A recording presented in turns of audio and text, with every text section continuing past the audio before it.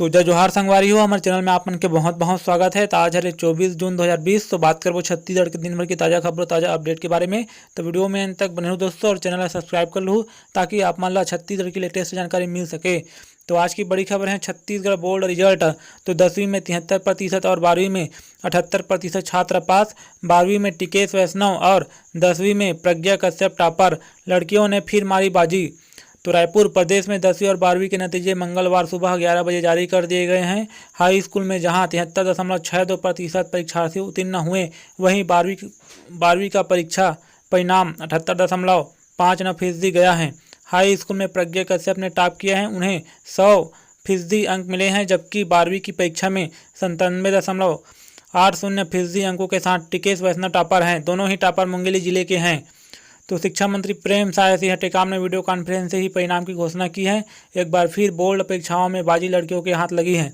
High school में बालिकाओं का प्रतिशत 76.28 और बालकों का प्रतिशत 70.53 है, जबकि 12वीं की परीक्षा में बालिकाओं का प्रतिशत 82.02 और बालकों का प्रतिशत 74.70% रहा है। परीक्षा परिणाम मंडल की वेबसाइट cgbse.nic.in पर देखा जा सकता है। रायपुर की श्रेया अग्रवाल 12वीं में सेकेंड टॉपर, 10वीं में प्रशंसा राजपूत। जी हाँ दोस्तों, तो अगला अपडेट है दोस्तों उच्च शिक्षा। कॉलेज जुलाई तक बंद रहेंगे, लेकिन फर्स्ट ईयर में प्रवेश के लिए आवेदन इसी माह से। तो रायपुर कोरोना वायरस के बढ़ते संक्रमण को देखते हुए यह माना जा रहा है कि छात्रों के लिए कॉलेज जुलाई तक बंद रहेंगे। पढ़ाई अभी शुरू नहीं होगी, लेकिन नए सत्र के अनुसार फर्स्ट ईयर में दाखिले के लिए आवेदन की प्रक्रिया इसी महीने से शुरू होने की संभावना है। पंडित रविशंकर विश्वविद्यालय समेत राज्य के विभिन्न विश्वविद्यालयों में इसके लिए तैयारी की जा रही है। प्रवेश को लेकर जल्द सूचना जारी हो सकती है। अफसरों का कहना है कि सीजी बोर्ड के नतीजे आने के कुछ दिन के बाद आवेदन की प्रक्रिया शुरू हो जाएगी। इस बार भी फॉर्म ऑनलाइन ही भरे जाएंगे, इसके लिए तैयारी की जा रही है। कॉलेजों से जल्द चर्चा की जाएगी, इसके बाद प्रवेश से संबंधित सूचना जारी होगी। फर्स्ट ईयर में प्रवेश 12वीं के आधार पर होता है। फर्स्ट ईयर में प्रवेश के लिए छत्तीसगढ़ बोर्ड, CBSE और अन्य बोर्ड के रिजल्ट को देखा जाता है, इसलिए अभी आवेदन की प्रक्रिया शुरू होगी। दाखिले के लिए मेरिट लिस्ट बाद में जारी होगी। एडमिशन के लिए ऑनलाइन आवेदन मंगाए जाएंगे, इसलिए छात्र घर बैठे या फिर अन्य जगह से फॉर्म भर सकते हैं। उन्हें फॉर्म भरने के लिए अभी विश्वविद्यालय या कॉलेज नहीं आना होगा। इसी बीच अगला अपडेट है दोस्तों कोरोना की पहली आयुर्वेदिक दवा। योग गुरु रामदेव ने कोरोनिल टैबलेट लॉन्च की। क्लिनिकल ट्रायल में 100 दिन में 100% मरीज ठीक हुए। तो हरिद्वार योग गुरु रामदेव ने आयुर्वेदिक दवा में कोरोना के इलाज का दावा किया है। इसके लिए कोरोनिल नाम से टैबलेट लॉन्च की है। रामदेव ने कहा है कि कोरोनिल में गिलोय, तुलसी और अश्वगंधा है, जो इम्यूनिटी बढ़ाते हैं। यह दवा क्रॉनिक बीमारियों से भी बचाव करती हैं। इसे पतंजलि रिसर्च इंस्टीट्यूट और national institute of medical science, university Jaipur ने मिलकर तैयार किया है। 100 मरीजों पर क्लिनिकल कंट्रोल ट्रायल। तो रामदेव का दावा है कि कोरोनिल की क्लिनिक केस स्टडी में 280 मरीजों को शामिल किया गया, फिर 100 मरीजों के ऊपर क्लिनिकल कंट्रोल ट्रायल की गई। 3 दिन के अंदर 69% मरीज पॉजिटिव से नेगेटिव हो गए और 7 दिन के अंदर 100% रोगी ठीक हो गए। डेथ रेट 0% रहा। तो 600 रुपये में मिलेगी 3 दवाओं की कोरोना किट। तो रामदेव ने जो कोरोना किट लॉन्च की है उसमें कोरोनिल की अलावा स्वारी, वटी और अनु तेल भी हैं। रामदेव का कहना है कि तीनों को साथ इस्तेमाल करने से कोरोना का संक्रमण खत्म हो सकता है और महामारी से बचाव भी संभव है। यह किट 600 रुपये में मिलेगी। स्वसारी सर्दी, खांसी, जुकाम से एक साथ डील करती हैं।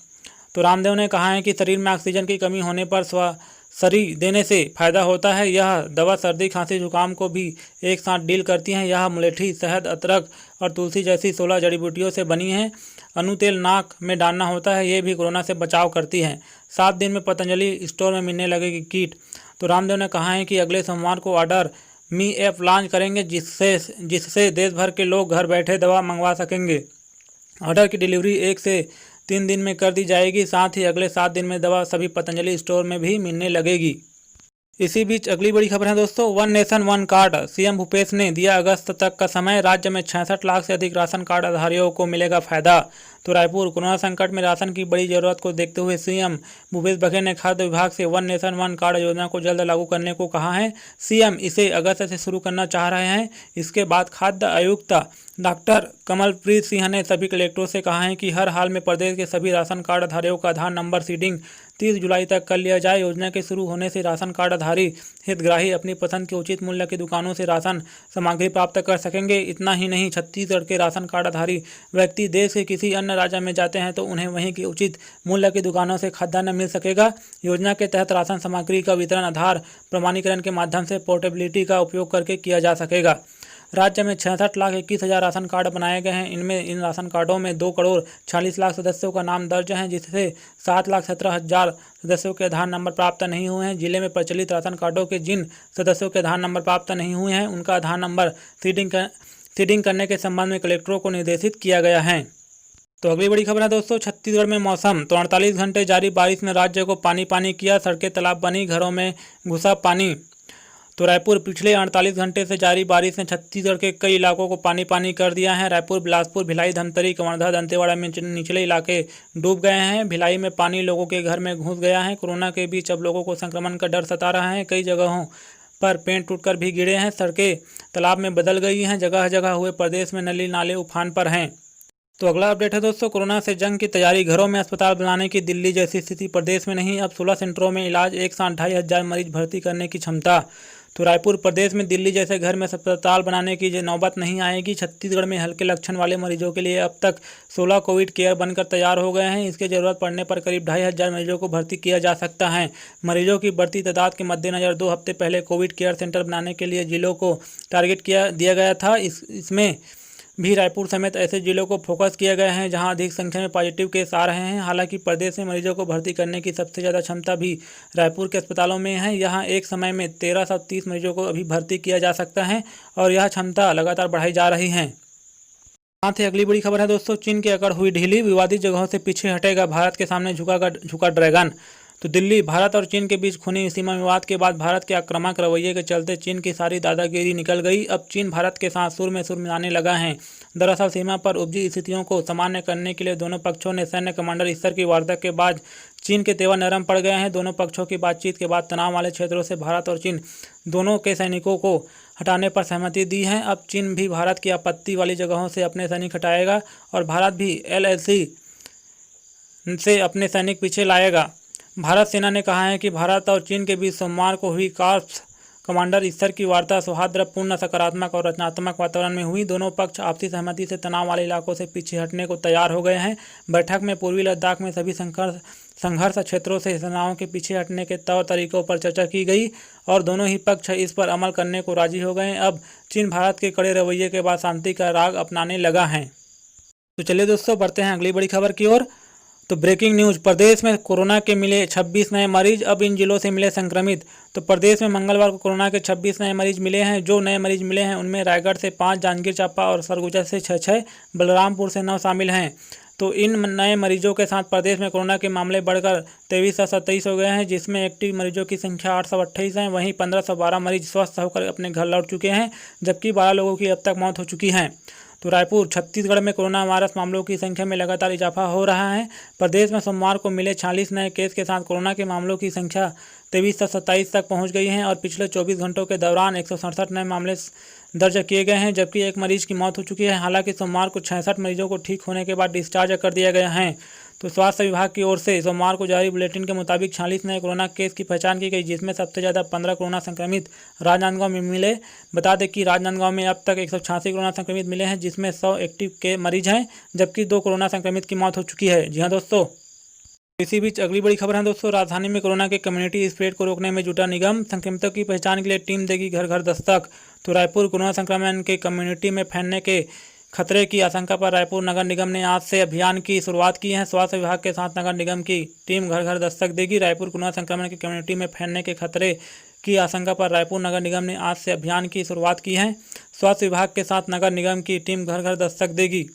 राजधानी में कोरोना संक्रमण को फैलने से रोकने के लिए अगले महीने से टेस्ट की संख्या बढ़ाई जा रही है।